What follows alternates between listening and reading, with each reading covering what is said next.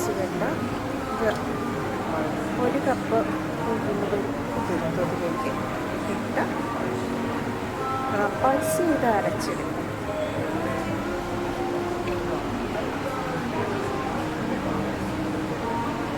നല്ല മഷി പോലെ എണ്ണ പോലെ അരച്ചെടുക്കണം. തിക്കായിരിക്കണം. പിന്നെ വെള്ളം ചേർക്കണ്ട. ആവശ്യമുണ്ടെന്നുണ്ടെങ്കിൽ കുറച്ച് വെള്ളം തളിച്ച് കൊടുക്കണം. ഉപ്പ്, കുരുമുളക്, ഇഞ്ചി, പച്ചമുളക് ഇത്ര ഇട്ടതിന് ശേഷം ഇത് നല്ലപോലെ കൈ വെച്ചിട്ട് അടിച്ചടിച്ചെടുക്കണം. എയർ ബബിൾസ് വരണം കയറാൻ വേണ്ടിയിട്ട് ഒരേ ഡയറക്ഷൻ കേട്ടോ. തീർച്ചയായിട്ടും ഇങ്ങനെ 5 10 മിനിറ്റ് വരെ അടിച്ചടിച്ചടിച്ച് എയർ ബബിൾസ് കയറ്റും.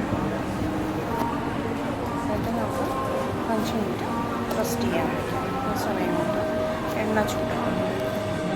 ഈ മാവിനുള്ളിൽ കറക്റ്റ് എയറൊക്കെ കയറിയിട്ടുണ്ടോയെന്ന്, മാവിൻ്റെ തിക്നെസ് കറക്റ്റാണോ എന്ന് അറിയാനായിട്ട് നമ്മളൊന്ന് ടെസ്റ്റ് ചെയ്ത് നോക്കും. കുറച്ച് വെള്ളം കൊടുത്തിട്ട് ഇങ്ങനെ ഇട്ട് നോക്കും. ഇങ്ങനെ പൊങ്ങി കിടക്കുകയാണെന്ന് കറക്റ്റാണ്. ഇതൊരു 5 മിനിറ്റ് അടച്ചു വെച്ച് ഇവിടെ ചീനിച്ചിട്ടില്ല. വെളിച്ചെണ്ണ ഒഴിച്ച് ചൂടാക്കാൻ വെച്ചിട്ട് ഇപ്പോൾ എണ്ണ ചൂടായിട്ടുണ്ട്. ഇങ്ങനെ കൈയൊന്ന് നനച്ചിട്ട് ശരിക്കും കുടഞ്ഞ് വന്ന് മാവ് കുറച്ചെടുത്ത് കയ്യിൽ നിറയെ മാവ് കിട്ടുക. അത് നടുവിൽ ഇങ്ങനെ തുണയുണ്ടാക്കി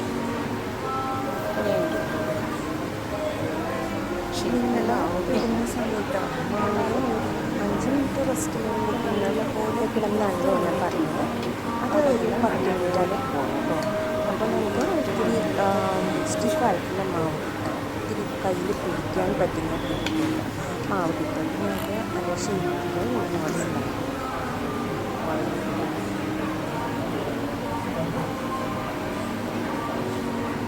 ഇപ്പോൾ ആദ്യം ഇട്ട ഏകദേശം 1 മിനിറ്റ് അത്